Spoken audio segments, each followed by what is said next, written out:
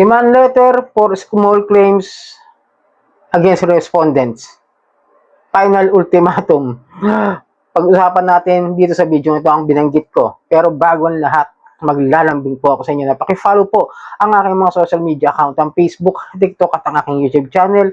At kung nakatulong sa inyo ang video ito, ay malaking tulong din po ang inyong pag-like, malaking tulong din po ang pag-share. At para updated po kayo sa mga usapang online lending apps, ay pakihit lang po yung notification bell. Okay? At disclaimer, hindi po ako nanghihikayat na kayo'y mangutang dito sa mga online lending apps. Ako po'y sumisilip at nagsishare ng mga experience ko kung ano ang proseso ng kanilang pagpapautang at ang proseso ng kanilang paniningil. At nagbibigay ako ng mga advice kung ano yung pwede nyo gawin in case magkaroon kayo ng problema dito sa mga online loan apps. At paalala lang ulit, ang utang ay utang, responsibilidad po natin yan na kailangan bayaran. Kung kayo man ay mayroong ginagawa sa inyong paglabag, sa inyong karapatan, pwede nyo man pong ireklamo sa mga tamang ahensya ng gobyerno. Okay, ito po yung tatalakayin natin. Demand letter for small claims against respondent. Demand letter for small claims against respondent, Article 315 and 318. Deceit. RA 8484 and small claims case. Pinagsama-sama na naman nila. Ayan na naman kayo. Kumana na naman kayo. Tumira ng tres, panis. Mr. or Miss, this is to inform you that your name is already registered to execute case filing for the violation of estafa, Articles 315 and 318, also known as deceit, RA 8484 and small claims case. The plaintiff submitted a primary source of evidence that will be used as the primary petition for the issuance of a legal notice. Once your record has been filed, it will reflect in your NBI and police clearance. We're on the process of your information to file a legal complaint. And we also request a schedule to our legal team in the participation of your barangay officials. Anytime to your home or office address. This correspondence shall serve as supplementary evidence of your failure to repay remit today should legal proceedings be instituted in a court of law. Sincerely, Attorney Signature. Ewan kung attorney ba talaga yan o ano. Ang daming lapses at loopholes itong mga ganitong klase na mga email, text, o kung ano man na pagpapadala sa inyo nitong mga online lending apps. Lilinawin ko.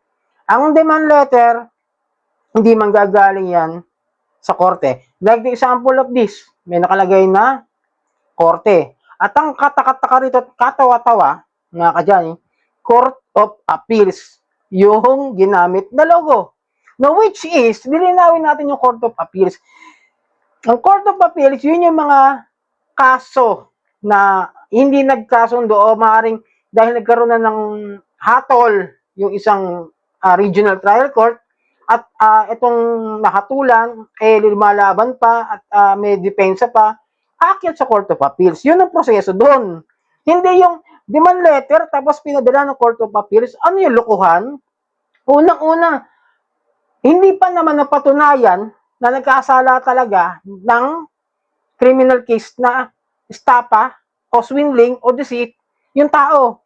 Bakit nasa Court of Appeals agad? Hindi ba? Kasi regional muna yan eh. Ngayon, pag umalma, yung mismong suspect, dahil nagkaharo ng hatol na gano'n nga niya nagustuhan, didepensa siya, aapela siya sa Court of Appeals. At ang usapang small claims ay hindi pwedeng ilagay dyan sa regional, o alam ko, hindi pwede sa regional or sa Court of Appeals. Ang alam ko sa small claims is the Municipal Trial Court or the Metropolitan Trial Court. Pag small claims, usapang utang eh.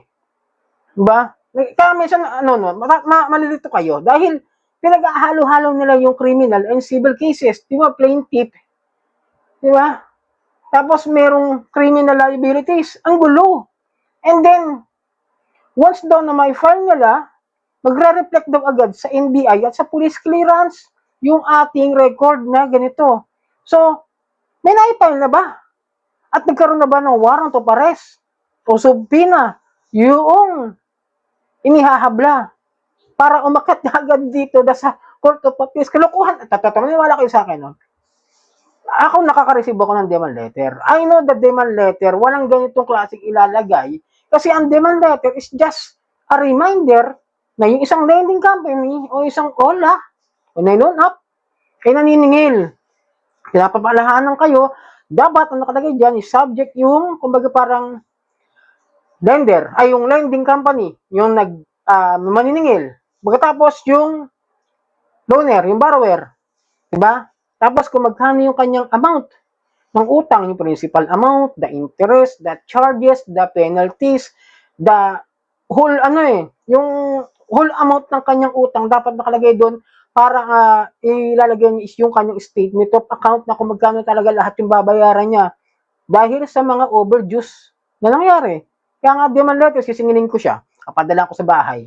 Hindi yung magulat ka pag naka-receive ka sa email mo ng ganitong klase ng mga demand letter kuno. Wala. Hindi yan totoo. Huwag kayong maniniwala. Please lang, mga kadyani. Yung mga nanonood sa akin, yung mga followers ko, mga ganitong klase ginagamit ang mga judicial offices natin ng ating government na hindi naman saklaw yung kanilang problema about sa paniningil. Gagamit pa ng attorney, gagamit pa ng law office. No, which is, sabi natin meron silang legal department, meron silang law, meron silang abogado. Diba? Legal department. Okay. Dapat alam na ng attorney kung anong gagawin doon sa demand letter na pwede niya ipadala para mas maintindihan. Kasi, kung ganito klase lang, papadala nyo, tatawanan kayo talaga pagdating sa korte at yan ipapasa nyo. Sabihin, niloloko nyo yung due process ng ating batas at ng pamamaraan ng paniningil. Kasi gagamitin nyo yan. Tapos, diba, mag-i-schedule sila kapag oras raw na na-i-apply na o na-file na yung legal complaint, mag-request na schedule ang legal team para sa barangay. Nasa korte na kayo, bababa pa ba kayo? Ano kayo, loko-loko? Kapakasimple lang eh. Nasa korte ka, pupunta ka sa barangay. Bawal nga yung mga online loan app, yung mga lending company sa barangay dahil may kakayahan na kayong dumiretso sa korte. May pera na kayo eh, may kumpanya kayo, korporasyon kayo eh. You can handle situations because you are a company. Hindi nyo na kailangan makapag-usap sa barangay kasi hindi rin kayo sakop ng barangay na yan. Paano kung hindi rin kayo sakop ng municipality, di ba? Paano kayo magre-reklamo sa barangay? Biro mo, nasa korte ka na, pupunta ka pa sa barangay, tapos magdadala pa ng legal department doon sa bahay. Di doon na kayo mag-usap sa korte. Tapos court of appeal. Appeal talaga, nako. Mga apilyado talaga itong mga tanong. Hindi ko mag-gets yung mga, talagang hindi ko maintindihan, no? Kulang sa research, yung either ganon, o yung mga tambay lang sa kanto na dinampot nung supervisor nung online loan. Pre, wala kang ginagawa, doon ka magtrabaho sa akin. Mag-forward ka ng mga messages, ng mga emails, sa mga ganito, doon sa mga hindi nagbabayad ng utang. Yun lang yun. Tapos natanggap, bully. Sanay sa bulihan, di ba?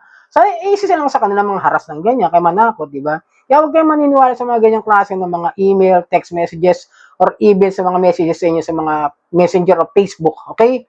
Sana malinaw kayo at nakatulong sa inyo video ito. Muli, maglalambing ako na pakipalo po ang aking mga social media account na Facebook, TikTok at ang aking YouTube. Maraming pong salamat sa ulitin.